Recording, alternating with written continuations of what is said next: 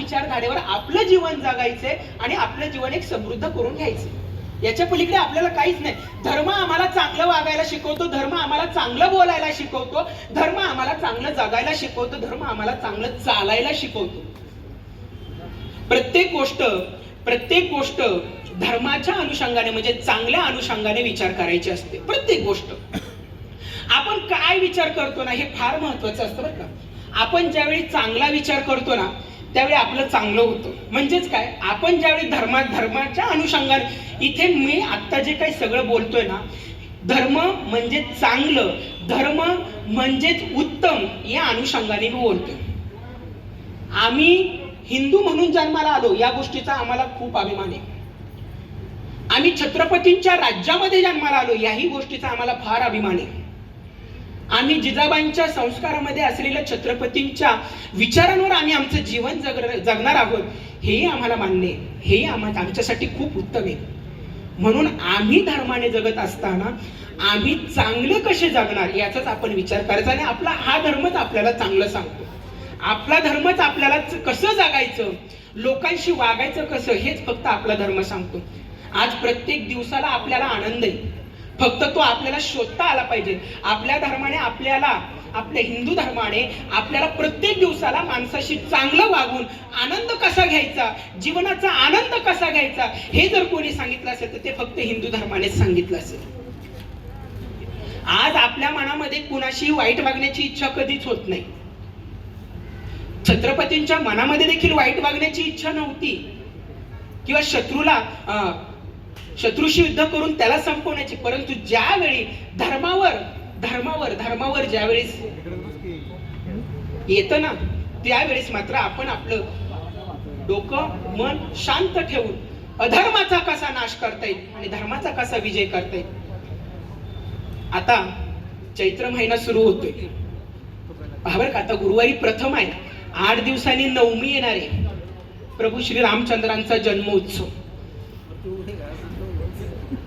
तुकोबारायांचे खूप छान प्रमाणे तुकोबाराय म्हणतात, तुकोबाराय एकदा अयोध्येमध्ये गेले आणि अयोध्येमध्ये गेल्यानंतर त्यांनी प्रभू श्री रामचंद्रांना पाहिल्यानंतर प्रभू श्री रामचंद्र सिंहासनावर बसलेत, सर्व राज्यकारभार पाहतात आणि तुकोबारायांनी प्रभू रामचंद्रांना पाहिलं आणि पाहिल्यानंतर सहज तुकोबाराय देवाकडे पाहून म्हणतायत, देवा धर्माची तू मूर्ती आणि पाप पुण्य तुझे हाती, तू धर्माची मूर्ती आहे. आज प्रभू श्रीरामचंद्र असतील, भगवंताचे जेवढे जे काही म्हणून अवतार असतील ते प्रत्येक अवतार धर्मासाठी आहेत. लक्षात घ्या, धर्मासाठी आहे. जिथे जिथे धर्माचा नाश होताना, जिथे जिथे धर्माबद्दल अधर्म मासताना दिसेल ना तिथे मात्र भगवान परमात्मा अवतार हा घेतोच आणि तिथे धर्माचा विजय हा करतोच. कारण आज ह्या पृथ्वीचं, या भूमातेचं जर संतुलन जर ठेवायचं असेल तर सारख्या प्रमाणामध्ये राहिलं पाहिजे, हो की नाही. सारख्या प्रमाणात साधं दुकानात गेलं तरी दुकानदाराकडून जर साखर विकत घ्यायची असेल तर दुकानदार माप आणि मापा इतकी साखर देतो तर ते व्यवहार होतो, तर तो व्यवहार होतो. अगदी तसंच हे ह्या सगळ्या गोष्टींचं संतुलन ठेवण्याचं कार्य धर्माच्याच माध्यमातून होतं. आज महाराज, आज आपण स्त्रीकडे सन्मानाने पाहतो का, आपला धर्म आपल्याला शिकवतो प्रत्येक स्त्री ही आपल्याला आई आहे, बहीण आहे. सन्मानाने स्त्रीला सन्मानाने वागवायला कोण शिकवतो तो आपला धर्म आपल्याला शिकवतो. जगायला कोण शिकवतो तो आपला धर्म शिकवतो. आणि ह्या हिंदू धर्मामध्ये आपण जन्माला आलेलो आहोत ह्याचा खूप सार्थ अभिमान आपल्याला असायला हवा, सार्थ अभिमान.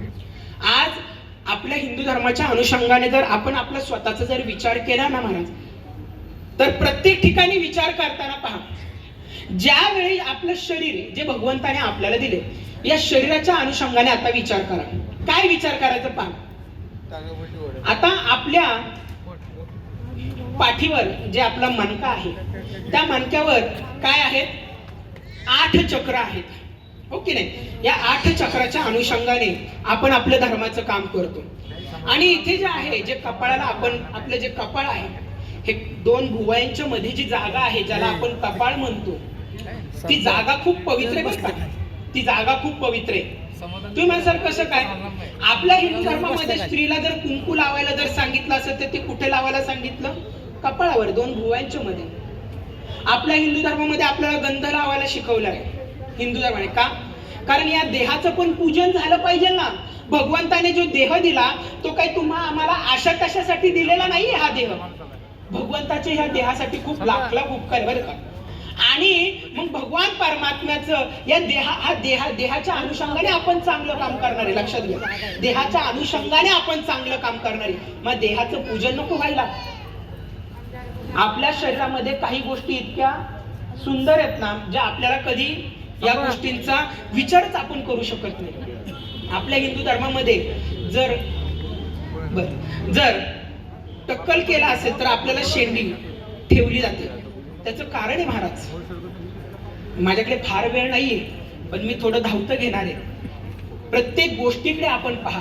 प्रत्येक गोष्टीकडे आपल्या हाताची बोटं असते, पाय असते. प्रत्येक गोष्टीकडे धर्माच्या अनुषंगाने पहा, शरीराकडे. म्हणून आपला धर्म आपल्याला चांगलं जगायला, चांगलं वागायला, चांगलं बोलायला शिकवतो.